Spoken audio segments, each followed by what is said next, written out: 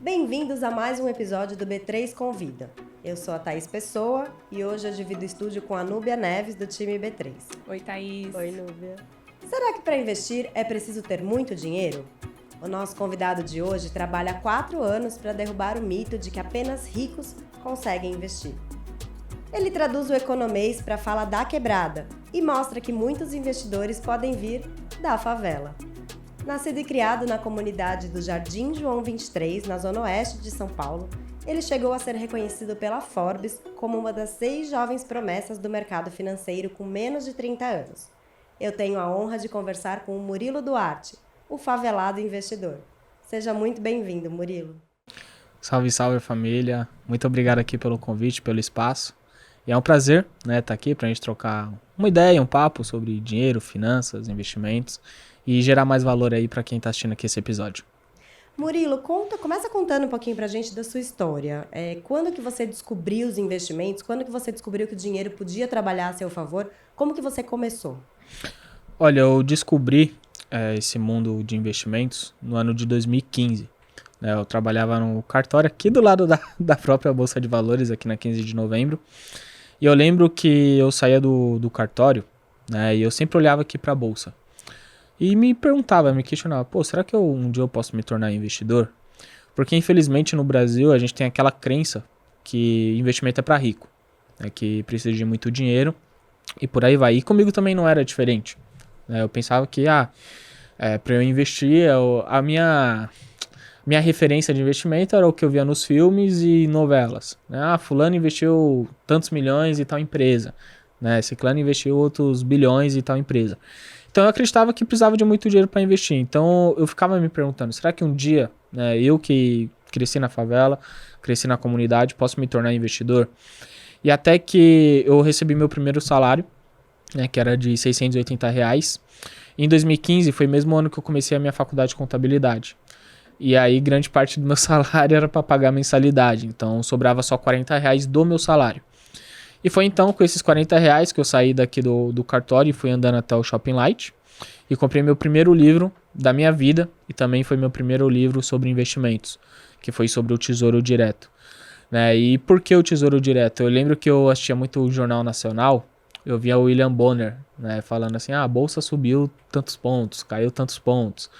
Inflação subiu, caiu, juros, tesouro direto. E eu, assim, me sentia muito burro de não entender o que ele estava falando. Que aí eu olhava, né, aquilo como uma referência e falava, isso aqui deve ser tão importante porque ele repete isso aqui todo dia. E de alguma maneira eu tinha uma certa ideia que a economia é importante na vida de todo brasileiro. E me incomodava de eu não entender aquilo que ele estava falando. E quando eu entrei na livraria, que eu vi esse livro sobre Tesouro Direto, eu lembrei dele falando na TV, o Tesouro Direto, não sei o que. Aí eu falei, cara, aqui é um caminho, né? Eu acho que é o ponto inicial. E aí com esses R$40 eu comprei esse primeiro livro, né, sobre Tesouro Direto e comecei a estudar sobre o assunto. E eu falo que foi muito difícil de entender vários conceitos. Porque assim, eu sempre estudei escola pública. Né? Infelizmente eu não tive um bom estudo em relação à estrutura mesmo do ensino tradicional brasileiro, ainda mais o público. Então quando eu peguei esse livro para eu ler, para eu estudar, eu senti muita dificuldade de entender, por exemplo, o que era Selic, o que era IPCA, inflação. Eu lembro que demorou uns 3 meses para eu entender o que era inflação. E aí eu falei, isso aqui pode ser explicado de outra maneira. Né? E é como que eu explico até hoje, por exemplo, no Favelado Investidor, que eu falo assim, inflação. 10 anos atrás, quando eu jogava bola na rua, né, com os moleques, que cresceu comigo, e quando o jogo era muito sério, era valendo uma Coca-Cola de 2 litros. Ali era o nosso troféu.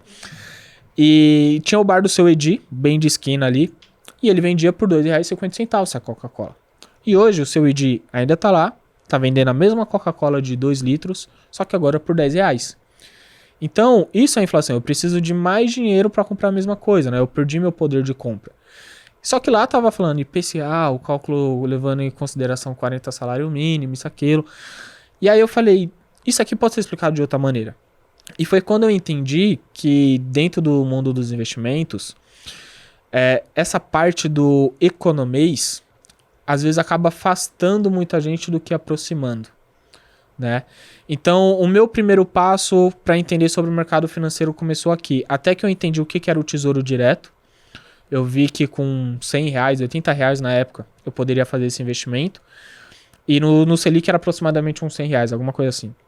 E aí eu demorei 3 meses, porque era 40, 80, R$ 120, para juntar aquela grana que sobrava ainda do meu salário, para eu fazer esse primeiro investimento. E eu lembro que eu tava dentro do ônibus, lotado, né, segurando aqui um celular na mão.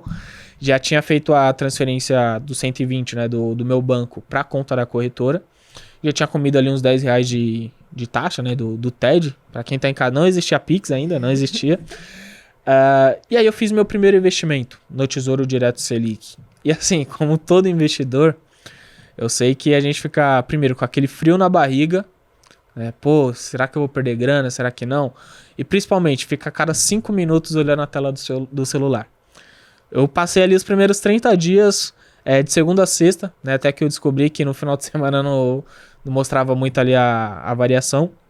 E aí eu ficava olhando ali diariamente sobre como que estava o meu investimento. Isso porque eu estou falando do investimento mais seguro do Brasil atualmente, né? E eu já tinha esse receio de perder grana. Então, como eu comecei no investimento foi justamente nesse ponto, e que para eu chegar nesse patamar foi uma questão de me perguntar, será que eu consigo virar um investidor? Será que isso é para mim?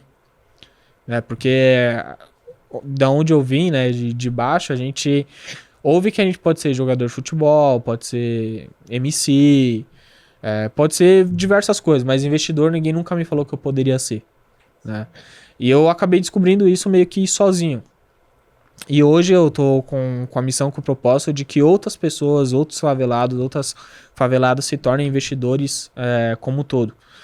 E assim, eu vejo que a parte do investimento, ela deveria ser comum na vida de todo brasileiro. Eu não tô falando que todo mundo tem que virar um grande especialista, né, um gestor de fundo de investimento, algo do tipo, mas pelo menos o básico sobre, eu sei que eu tenho que ter um dinheiro guardado para uma reserva de emergência. Eu sei o que é inflação e por que os preços estão aumentando e como me proteger da inflação, né? Não só saber o que é. E os investimentos acabam ajudando em grande parte aí dos problemas financeiros que a gente acaba enfrentando. Então esse foi o início aí da minha jornada dentro dos investimentos.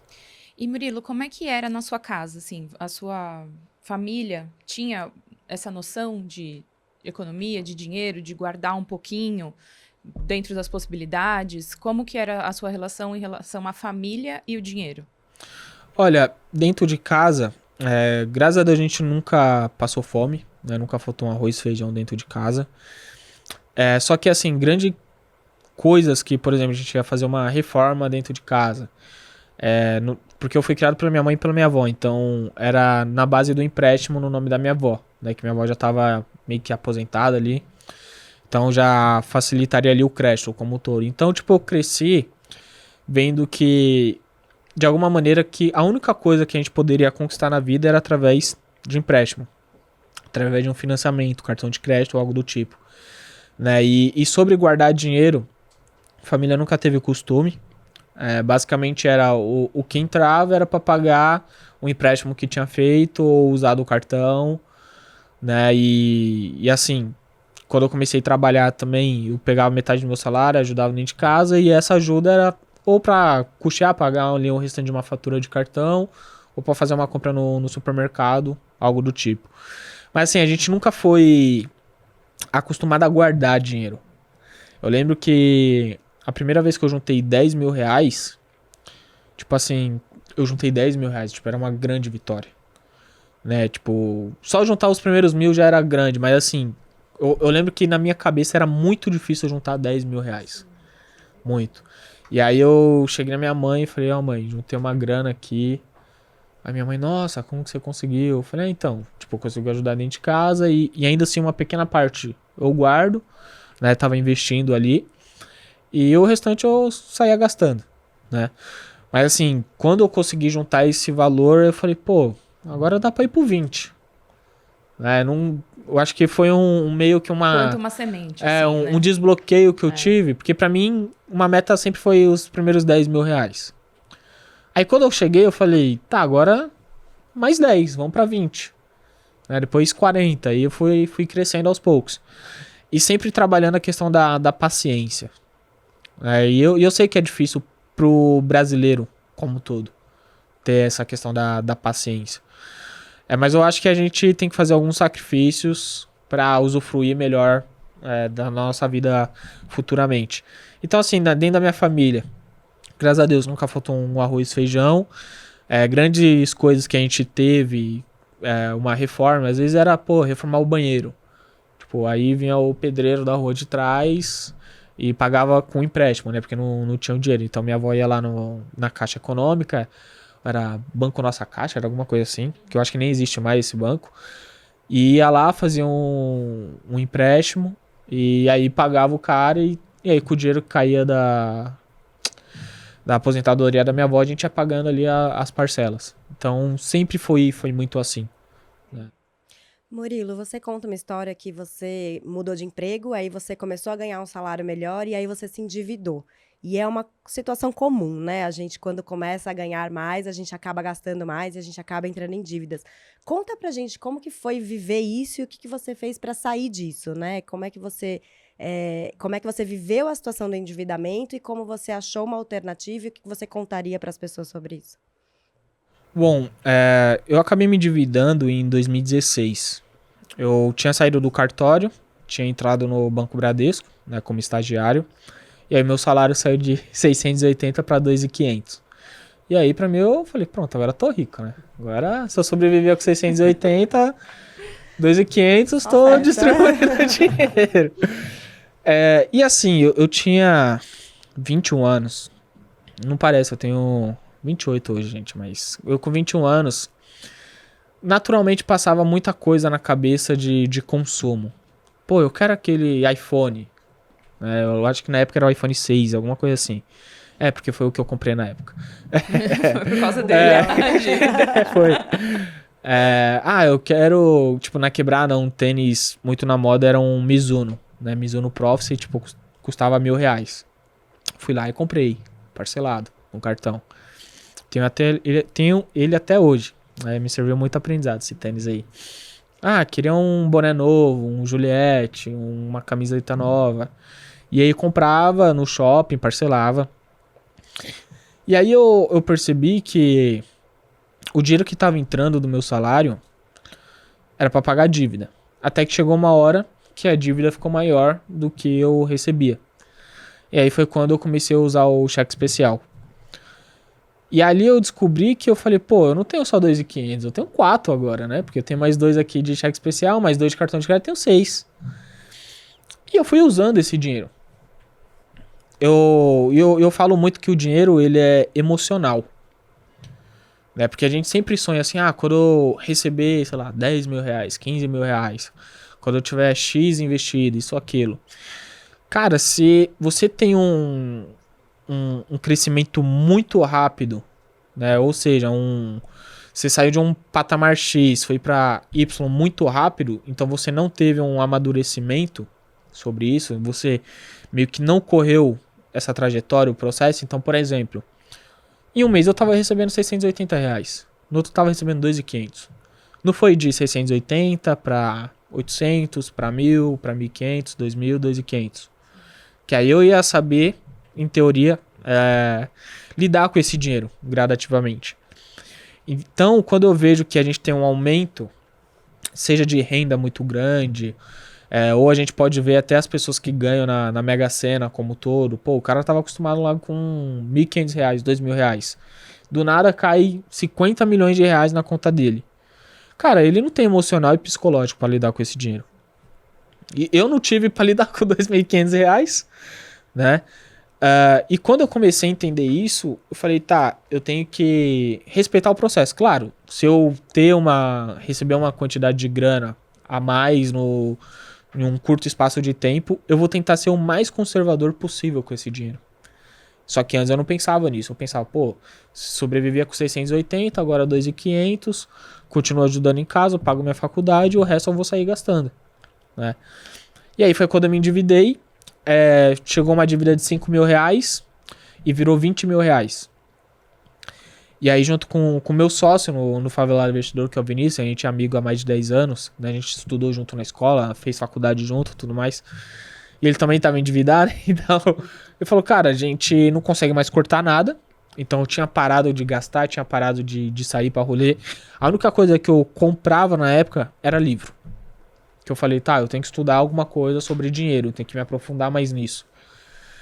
Então, os finais de semana que eu gastava, tipo, 200, 300 reais em balada ou algo do tipo, cara, no mês eu gastava 50 reais em um livro, 30 reais em um livro.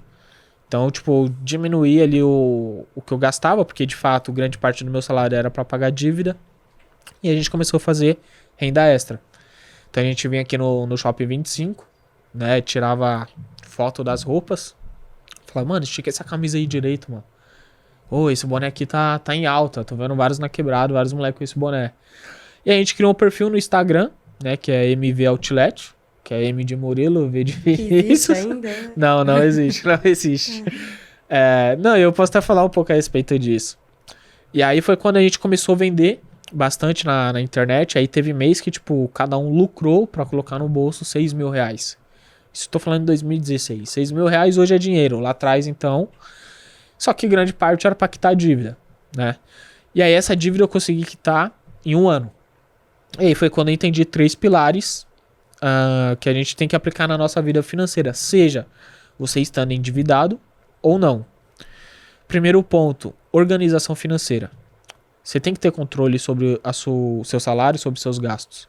Tem gente que não sabe quanto que ganha. Tem gente, porque eu recebo pergunta assim... às vezes o salário do cara é variável, ou às vezes até tem a carteira ali assinada, mas ele acha que o que cai na conta dele é o que está registrado na carteira. Esquece dos descontos, dos impostos que tem ali. Segundo ponto, quando você já começa a ter um controle financeiro melhor, né, sobre o quanto ganha, o quanto gasta, você principalmente tem que evitar as dívidas. Porque a dívida é o que vai corroer a vida financeira de qualquer pessoa. A dívida é um, vamos dizer assim, é um preço que você paga sobre um dinheiro que não é seu. Né? Então você, me empresta esse dinheiro, eu vou te devolver o seu dinheiro mais um valor em cima disso. E a gente sabe que no Brasil, quando a gente fala juros de cartão de crédito e crédito pessoal, que são os dois mais altos assim, cara, tem cartão de crédito que chega a 800% no ano. E isso pra mim não é normal. Então assim, se a gente não tem essa parte, vamos dizer assim, do mercado como um todo que tá olhando isso, cara, a gente tem que fazer a nossa parte, que é, vou evitar me endividar com cartão de crédito. Vou evitar entrar num rotativo, né? Vou evitar parcelar aqui o cartão, algo do tipo. E, por outro lado, é fazer mais dinheiro. Né? Eu vejo que muitas pessoas hoje falam assim pra mim, pô, Murilo, eu quero investir, eu entendi que com pouco eu consigo, mas se eu investir 200 reais por mês durante 30 anos? Eu vou ter meu 1 milhão e tal, aí a gente faz a simulação lá, só que eu falo assim, cara, tira essa ideia de investir só 200 reais por 30 anos.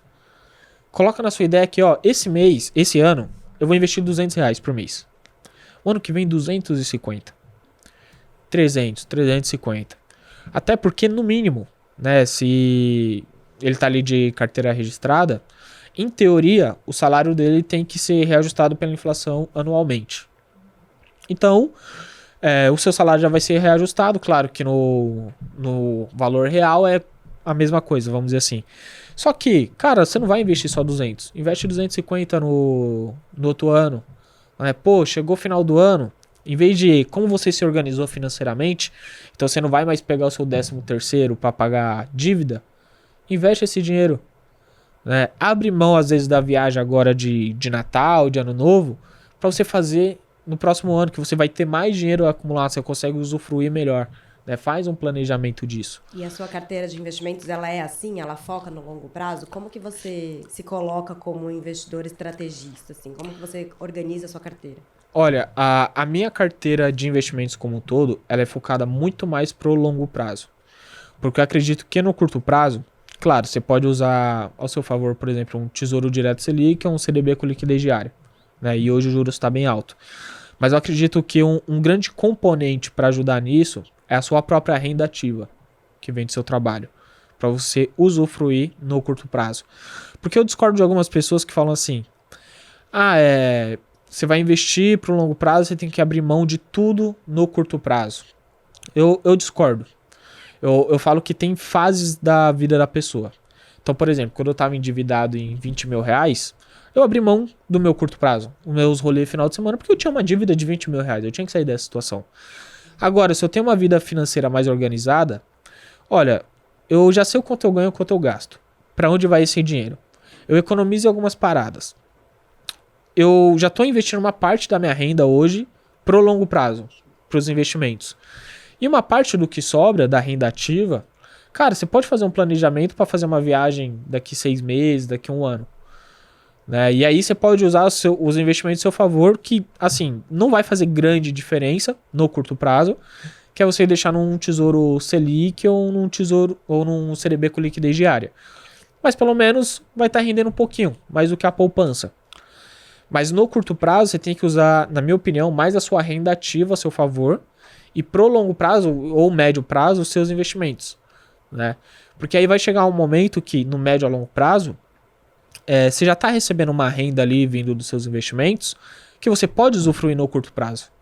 Né? Vamos supor, se o cara tem lá um salário de 3 mil, 2.500, e ele já tem um investimento ali que gera isso mensalmente, cara, ele pode usar isso todo santo mês para um rolê, para uma viagem com a família ou algo do tipo.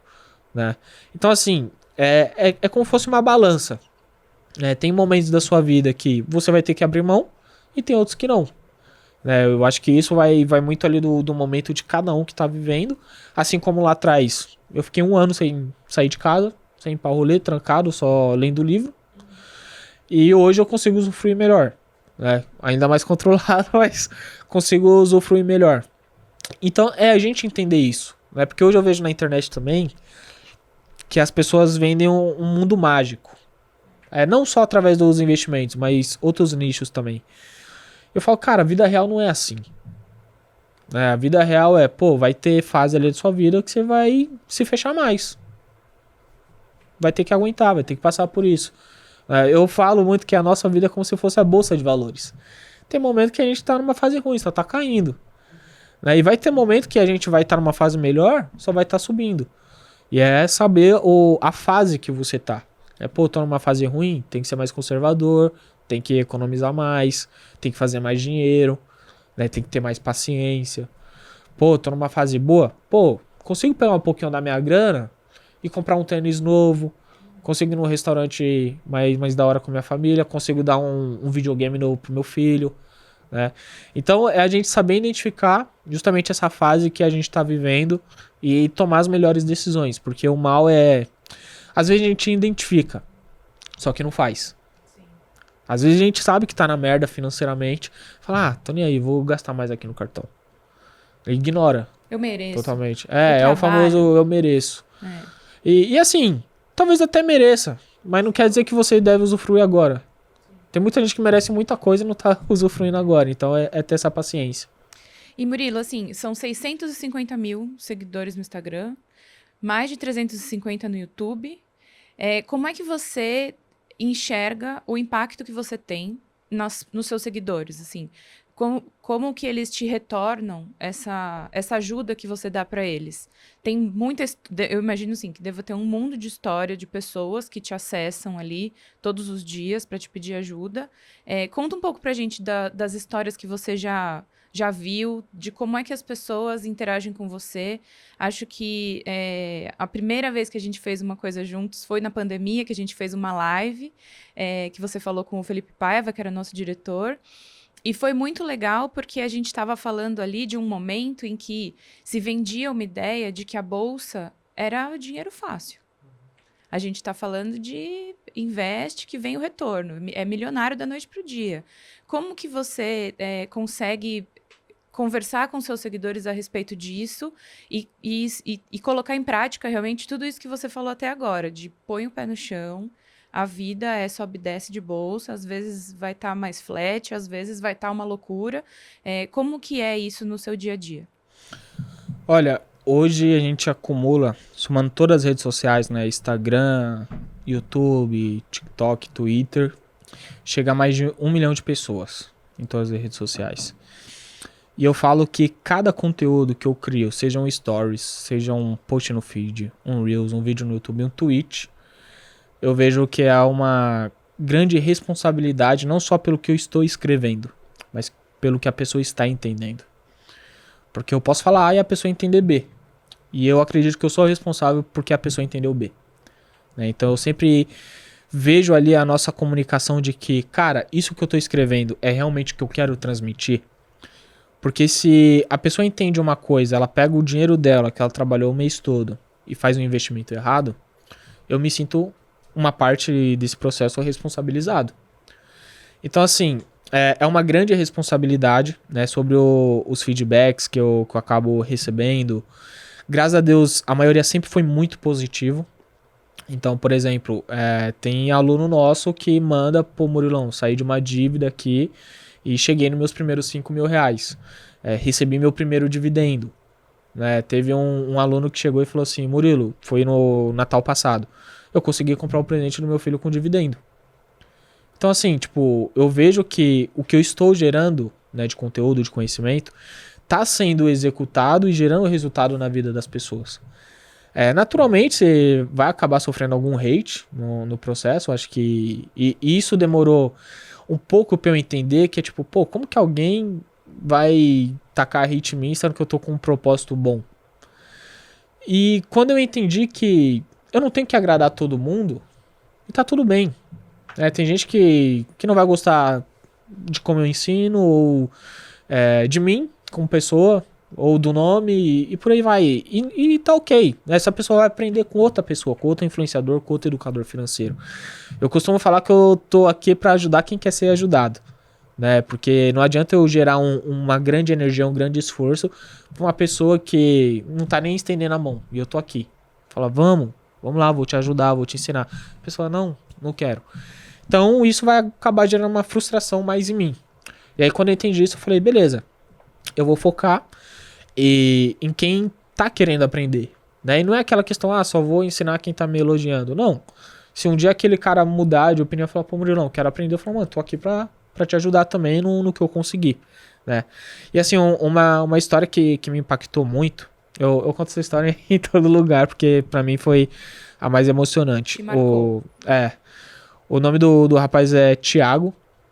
Ele tinha acabado de sair da cadeia, da prisão. E aí ele viu uma reportagem minha na TV, né, quando eu tinha passado pequenas empresas, grandes negócios lá da Globo. E ele ia voltar pro crime. Aí ele viu a minha história, viu de onde eu vim, que é a origem parecida com a dele. Ele falou, cara, deixa eu ver quem é esse moleque. Deixa eu ver o que ele tá ensinando. Deixa eu ver se isso é verdade. E aí ele começou a acompanhar meus conteúdos no Instagram, no YouTube. Começou a entender, ele arrumou um trabalho. Né? Ele é casado, tem um filho. E aí ele começou a guardar um dinheiro, começou a investir. Né? Tem o dinheirinho dele lá trabalhando. E aí foi quando ele mandou esse depoimento, contando justamente essa história. E falou assim, cara, você salvou minha vida. Hoje eu posso dizer que eu também sou um favelado investidor e um ex-presidiário investidor. Né? E assim, tipo, eu olhei essa mensagem porque ele mandou em tudo que é lugar. Ele mandou no direct, ele mandou em vários vídeos meus do YouTube. E aí eu olhei e falei, cara, estamos indo pelo caminho certo.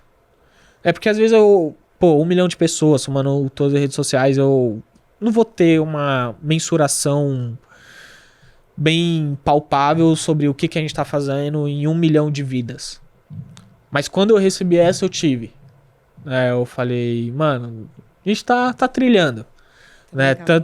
Tanto que eu sigo ele, né? Eu segui ele e tal. E às vezes a gente troca ideia, aí quando ele recebe dividendo, ele posta no stories me marcando e tal. Se ele estiver vendo aqui esse episódio, um salve aí pro Thiagão também. E é quando eu falo, tipo, cara, a educação financeira, eu acho que é muito mais do que chegar e falar, você vai ficar multimilionário. Eu mesmo nunca falei isso pra ninguém. Eu não prometo que o cara vai ficar multimilionário. Eu só acredito que a educação financeira vai tornar a vida financeira dele muito melhor do que é hoje. Né? Só dele saber que tá sobrando dinheiro no final do mês, que ele pode sair com os filhos dele, com a esposa, com a família, né? Comprar uma TV maior, assistir aquele filme no cinema que ele sempre quis, ou algo do tipo. Que aí sim eu vejo que a educação financeira ela tá ajudando. E que a parte dos investimentos é um complemento também. Que é você se proteger de alguma crise, da inflação, de você ter mais dinheiro no futuro. Pô, quero planejar comprar um carro top daqui 4 anos. Cara, os investimentos vão te ajudar a potencializar isso daí nessa jornada. E a informação é transformadora, né? Nesse sentido. Murilo, você começou em 2015, né? A sua história como dos investimentos começou em 2015. Você já chegou no seu primeiro milhão. Você foi reconhecido pela Forbes antes dos 30 anos. Você, como uma personalidade relevante e que merece esse reconhecimento. Como que é para você olhar para essas conquistas e ver tudo que você conquistou e aonde você quer chegar? Olha, demorou um pouco para cair a ficha, confesso.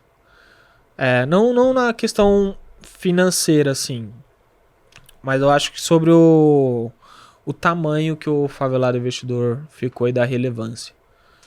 Né? Então, tipo, quando saiu lá na Forbes Under 30 2020, cara, eu olhei e falei, mano, onde a gente tá?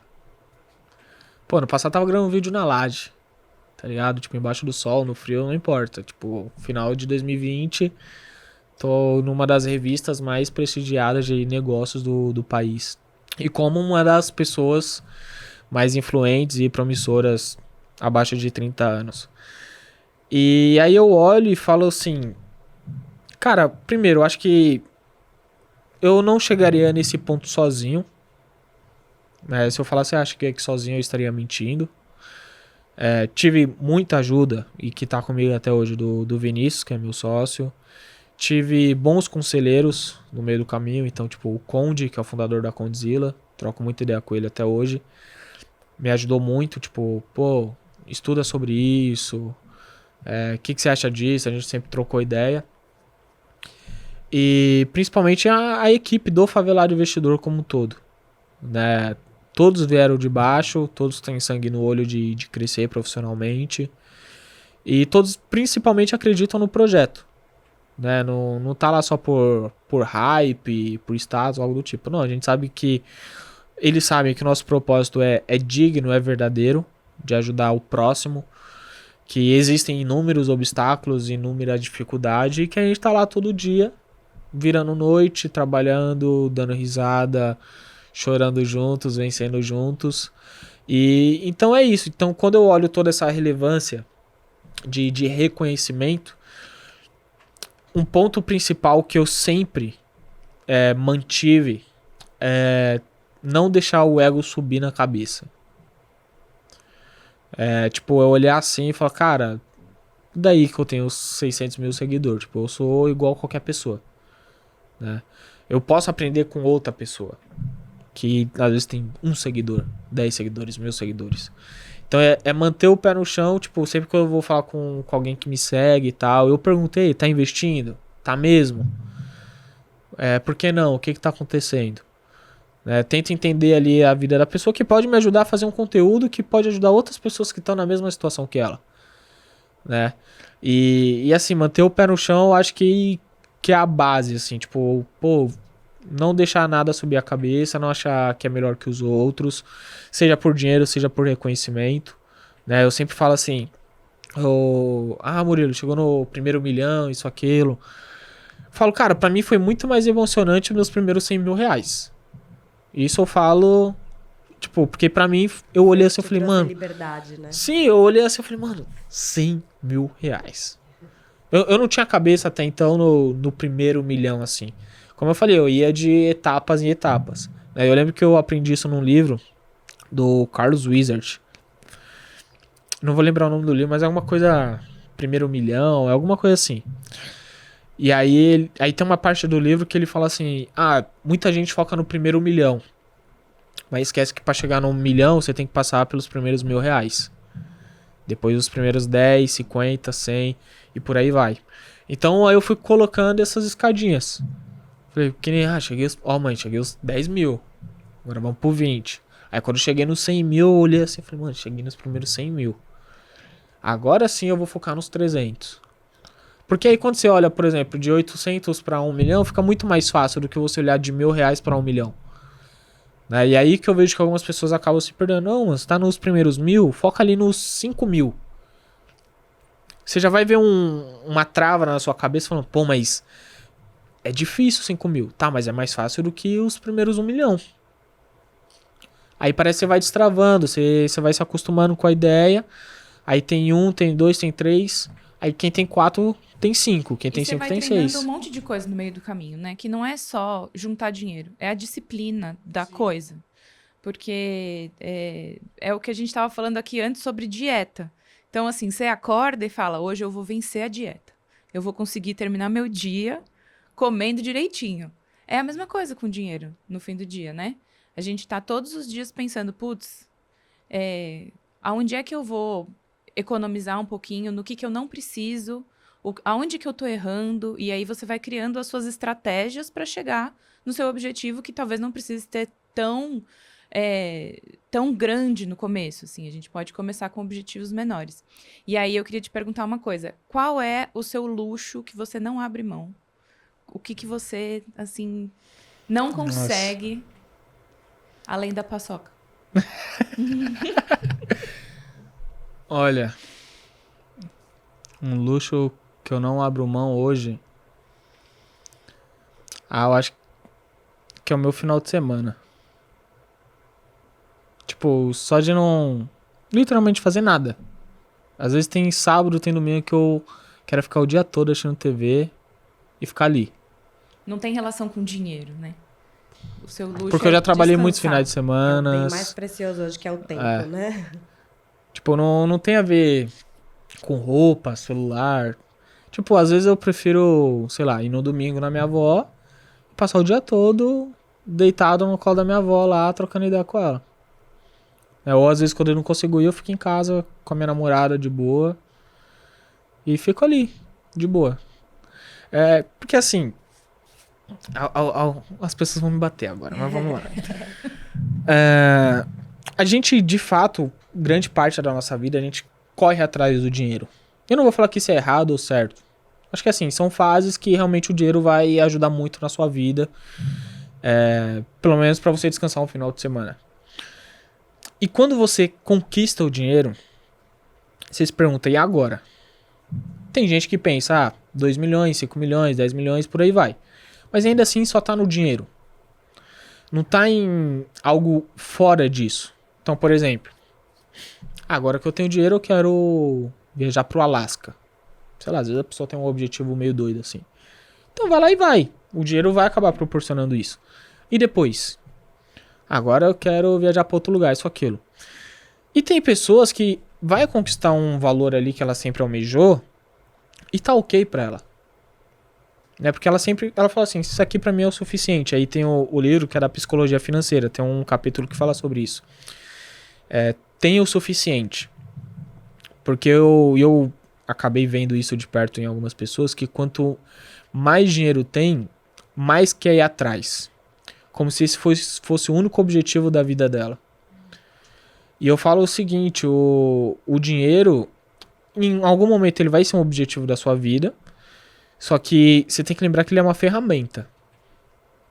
Ele não tem que ser o mantra, nossa, se eu morrer com 100 milhões de reais na minha conta, tô realizado, isso, aquilo. Cara, pra mim, como ser humano, o dinheiro tem que ser uma ferramenta que vai proporcionar coisas que aí sim você vai se sentir mais realizado. Então, quando eu comecei a ganhar mais dinheiro, investir mais, chegou um momento que eu olhei assim, falei, cara, já tenho casa que eu sempre sonhei, carro que eu sempre sonhei, minha mãe tá bem, geladeira tá cheia, tenho o meu videogame, né, que eu sempre quis ter um videogame, tenho uma TV da hora, tenho meus amigos, consigo fazer um churrasco, isso, aquilo, tenho tudo. Né? E aí foi quando eu fui descobrindo outras áreas assim da vida que eu fui me aprofundando. Por exemplo, tipo, minha área mais espiritual, assim. Comecei a ir mais pra igreja, comecei a estudar mais a Bíblia. Comecei a entender que algumas pessoas pegam versículos aleatórios da Bíblia para falar mal de dinheiro e não tem nada a ver com isso, né? Que todo mundo fala lá,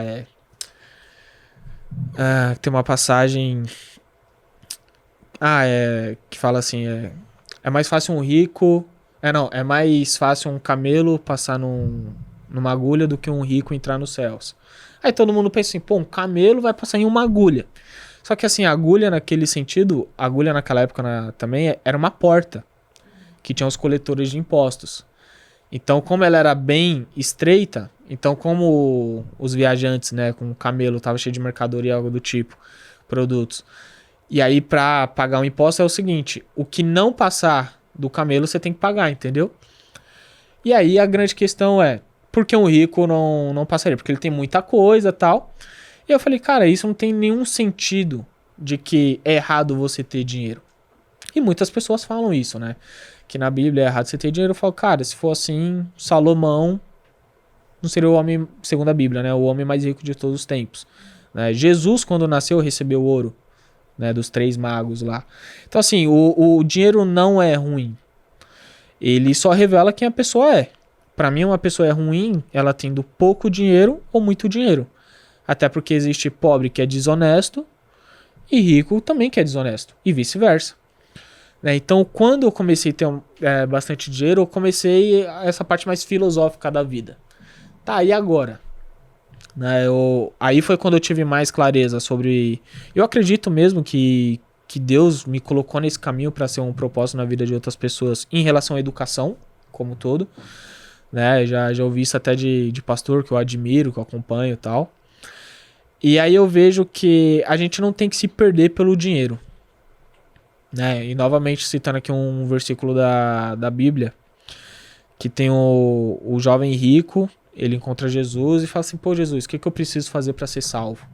Ah, você tem que seguir os 10 mandamentos, ajudar os pobres. Aí que ele falou, mas eu já faço isso. Aí que Jesus fala assim, então, pegue toda a sua fortuna e dê tudo aos pobres. E me segue. Aí que ele falou, não. Ele preferiu a riqueza. Aí o ensinamento de Jesus aqui em seguida é, não tem como você servir a 2 senhores. Servir ao dinheiro e servir a Deus. Né? Então, você tem que servir a Deus e o dinheiro tem que ser uma ferramenta para você. Jesus não menosprezou o dinheiro. Ele só falou assim, cara, o dinheiro não tem que mandar na sua vida. Você não tem que ser escravo do dinheiro. O dinheiro tem que ser seu escravo. E aí, quando a gente começa a ter mais dinheiro e tal, eu vejo que algumas pessoas se tornam escravo do dinheiro. E pra mim aqui que tá o perigo. Aí pra mim é uma questão muito mais emocional, psicológica, do que técnica, né? De, vou investir em tal ação ou isso, aquilo. É o cara olhar assim e falar, tá, e agora, o que eu faço com esse dinheiro? É ter a cabeça nesse sentido. Murilo, você fala muito sobre os livros que você leu, né? Eles são parte muito importante da educação que você adquiriu para começar essa trajetória. Conta pra gente uns 2, 3 livros que você gostaria de destacar, que você acha que são relevantes para o nosso ouvinte. Olha, de todos os livros que eu li, meu top 3. Eu vou fazer de níveis diferentes, desde iniciante até um pessoal que tá mais avançado. Tem o Homem Mais Rico da Babilônia, que é para iniciante. É bem tranquilo de ler, tipo, é pequenininho, é uma história ali mesmo. É muito bom esse livro. Um livro intermediário, que eu acabei citando aqui, é Psicologia Financeira, né? E junto com ele, vou falar até um quarto aqui, que é O Milionário Mora ao Lado. Esse livro é muito bom, ele é o resultado de uma pesquisa que foi feita nos Estados Unidos no ano de 2000, é meio antiguinho, e basicamente para ver quem são as pessoas milionárias de verdade. E foi constatado que as pessoas milionárias de verdade não é as pessoas que estão morando em super casas e têm super carros e vivem uma vida de luxo, porque geralmente essas pessoas estão endividadas. Mas sim, são as pessoas que às vezes têm uma vida mais simples, moram em um bairro comum, têm um carro comum, mas tem milhões em bolsa americana, naquele caso do livro. Né, sabe usar bem um cartão de crédito, não tem cartão de crédito que paga anuidade altíssima, tem os cartões mais simples. E ali eu entendi que, novamente, as pessoas confundem muito riqueza com status. Hoje na internet a gente vê o cara, tô de Porsche, Lamborghini, isso, aquilo, e fala que é rico. Pode ser, pode não ser. né? Não conheço a fundo. Mas eu geralmente acredito que rico pra mim de verdade é quem já tem uma moradia, tem ali um dinheiro rendendo mais do que seu custo mensal.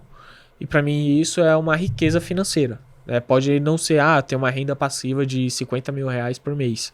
Cara, mas se for 5 mil e ainda te sobra dinheiro com esses 5 mil, você tem sua casa, não paga aluguel, consegue usufruir bem, pra mim isso já é liberdade financeira. Ele não precisa mais trabalhar se quiser manter esse padrão de vida. E um quarto livro, né, que seria pro nível mais avançado, seria um investidor inteligente. Esse livro é bem grande, bem técnico mesmo. É pra quem tem paciência, né? Mas assim, foi escrito pelo Benjamin Graham, que foi o mentor do Warren Buffett. E assim, grandes ensinamentos tá naquele livro, desde avaliação de alguma ação, de margem de segurança, valuation, o que ele olha na hora de comprar uma ação, como que tá descontado, tudo mais, e que foi o que o Warren Buffett acabou modelando grande parte ali também. Então, essa parte mais específica, mais avançada, seria isso, um investidor inteligente. Murilo, então eu estava te falando no começo que a gente lançou em agosto do ano passado o Bora Investir, que é um site que tem essa intenção de falar com a pessoa física que quer começar, que quer entender do mercado, e aí a gente tenta dar uma voz de B3 ali, mais isenta da coisa, tentando explicar sem nenhum viés, sem nenhuma necessidade de vender nenhum produto, nada disso, né? Mas o que a gente percebe muito nas nossas redes sociais, ouvindo muito as pessoas físicas? Que elas querem começar a investir em renda variável. A renda fixa acaba sendo um pouco mais fácil, tem o contato com o gerente do banco, que liga, que fala, talvez seja um pouco mais palpável para as pessoas. Para quem quer começar a investir em renda variável, qual que é a sua dica principal aqui para as pessoas testarem, não terem medo de começar? Tá. Primeiro ponto é entender como que funciona a renda variável. Renda variável, gente, é variável. Uma hora tá subindo, outra hora tá caindo. Né? Não fique tão acostumado quanto a renda fixa. E se for começar, começa primeiro entendendo o que significa os principais investimentos e os detalhes deles. Né? Então, por exemplo, se a gente falar uma ação. ITSA 4. O que significa aquele 4? O que significa aquele 3? E o F no final? Né? Tipo, entender a mecânica mesmo. Vai entendendo. Fundo imobiliário. Qual o tipo de fundo imobiliário? É um fundo de papel? É um fundo de tijolo? Faz sentido? ETF? Se a gente falar do próprio Ibovespa como todo. Né? Quais são as empresas que estão ali compondo esse índice? Você conhece essas empresas? Dificilmente ele vai olhar todas as empresas a fundo, mas assim, quais são as maiores ali no topo? Vale, bancos e tudo mais. Cara, vai olhando isso. Porque assim, e principalmente quando for comprar uma ação, lembre-se que é uma empresa. E aqui vai separar muita gente entre quem é especulador e quem é investidor. Porque o cara que está olhando ali como uma empresa, esse olhar dele vai ajudar tanto ele em algum momento de crise, como o exemplo que eu dei na outra parte lá, que eu falei sobre a pandemia. Cara, se você virou sócio do Itaú, você tá vendo a ação do Itaú despencando em plena pandemia. Não só Itaú, mas várias empresas. Mas você tem ações do Itaú.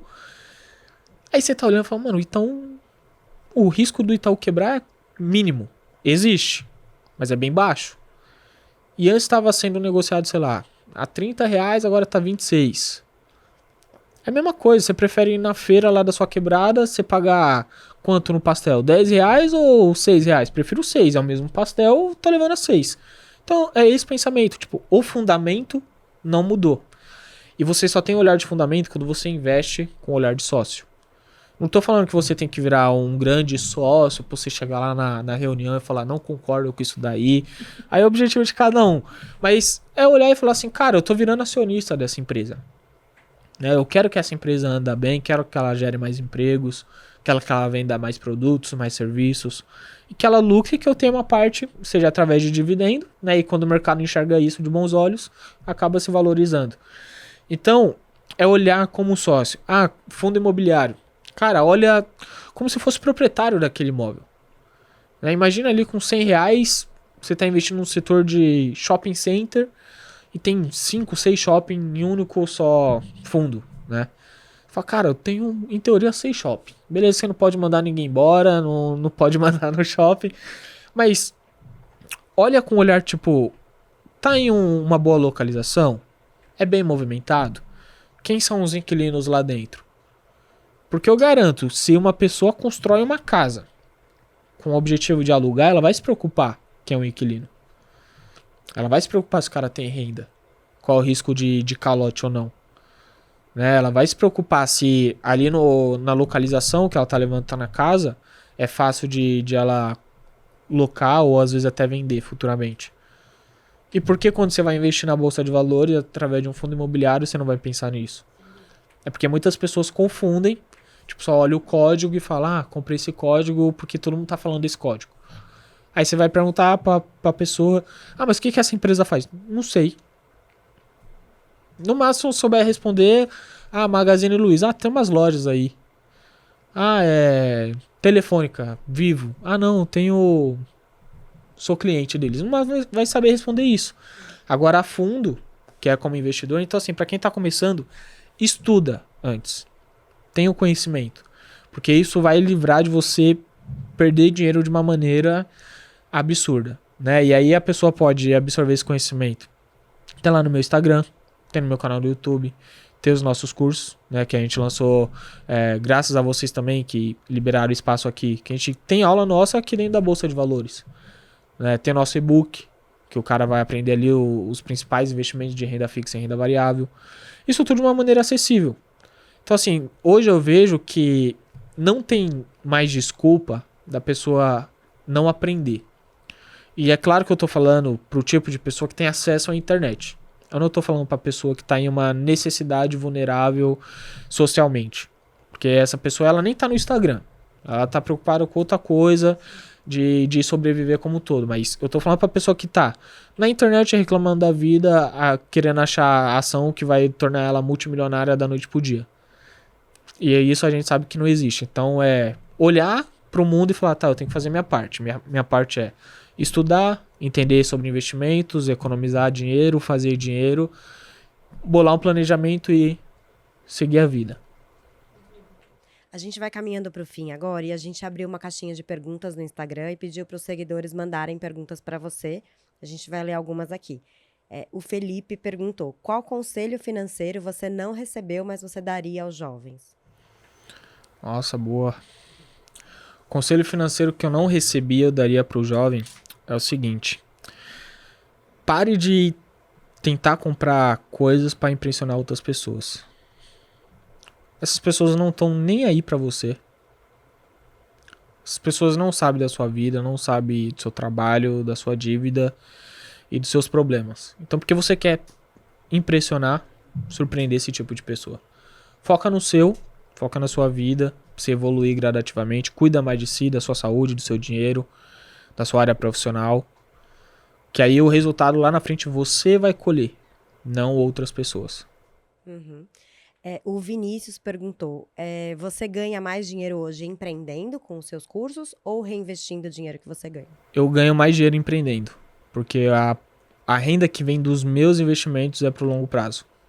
É para aposentadoria, para eu usufruir no futuro.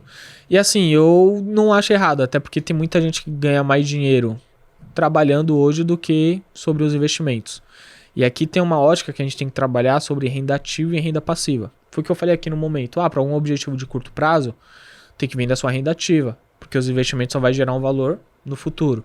Então assim, obviamente, se você receber mais da sua renda ativa, mais parte disso você consegue investir e acelerar o processo de ter um bom patrimônio para te gerar uma renda passiva no futuro. Então, eu vejo que, obviamente, tem muito debate isso na internet. Mas fez dinheiro vendendo curso, algo do tipo. Cara, não tem nada de errado para mim.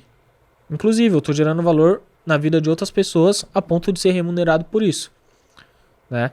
E a ponto de que eu consiga investir o meu dinheiro e ver que parte do que eu recebo vai gerar como resultado ali dos meus investimentos.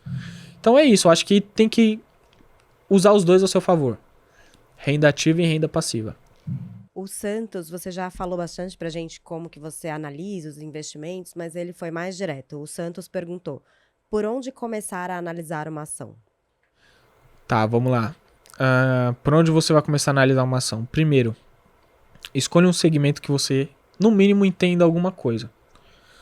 E quando eu falo assim, um segmento, eu lembro de uma aula minha de economia na faculdade, que o professor falava assim, ó, existem alguns segmentos que eles vão bem, seja em crise ou seja no momento bom da economia. Aqui eu tô falando de bancos, tô falando de energia elétrica, tô falando de saneamento. Tanto que no site da B3, quando você vai puxar a lista de empresas, tem uma aba lá que acho que é serviços públicos, utilidade pública, alguma coisa assim, alguma coisa público, tá escrito. Ali basicamente são os principais setores que todo mundo vai acabar utilizando. Então lá tem energia elétrica, banco, saneamento, por exemplo. Então começa nesses segmentos, que você ou já consome algum serviço, ou você tem uma proximidade maior, né? Pô, energia elétrica, todo mundo usa energia elétrica. Bancos também, todo mundo utiliza bancos. Começa por esses setores. E aí tem que ter, isso estou falando de uma análise fundamentalista, um conhecimento básico sobre contabilidade, pra você saber o que é um ativo, o que é um passivo, pra você olhar a demonstração financeira da empresa. Basicamente ali você vai entender a saúde financeira como um todo, contábil da empresa. Se ela está indo bem, se ela está lucrando, se tem muita dívida, se ela tem muito dinheiro a receber, muito dinheiro a pagar. Isso é importante para qualquer investidor que vai fazer uma boa análise, tá? E aí depois você tem que ir se aprofundando. Não é algo muito básico de eu responder em uma simples pergunta, mas a ideia é, começa com um setor ali que você entenda, né? Escolha uma empresa que às vezes você já ouviu falar e vai se aprofundando nela, né? Entra lá no site do Relações com Investidores e lê sobre a empresa. Ali tá falando tudo que a empresa faz, tudo que ela vende, a história da empresa, como que ela cresceu, se ela comprou concorrente, se não comprou, né? Quando foi fundada, por quem. Aí depois você pesquisa quem é que tá na gestão da empresa, quem é o presidente, os diretores. Tipo, mano, vai pesquisar mesmo, como se fosse stalkear a vida da pessoa. Sem dó. Fala, mano, deixa eu ver o que esse diretor aqui já passou por onde. Né? Esse CEO tá há quantos anos nessa empresa? Ele veio de outra, de concorrente? Por que ele chegou agora? O que aconteceu com o anterior? É pesquisa, né? E aí depois com conhecimento mais avançado, aí você consegue escolher um bom negócio aí para investir. Perfeito, a gente chegou no fim do nosso tempo, foi uma aula, foi um prazer receber você aqui. Muito obrigado, tenho certeza que nos seus canais tem muito mais conteúdo, assim como nos canais da B3, muito mais conteúdo para quem estiver interessado em começar a investir. A gente descobriu que investir de fato é para todo mundo. Obrigada, Murilo. Não, que isso, eu que agradeço o espaço, tá? Agradeço também todo o time aí da B3 e vamos para cima, pode contar comigo. Obrigada, Murilo, foi um prazer. Valeu.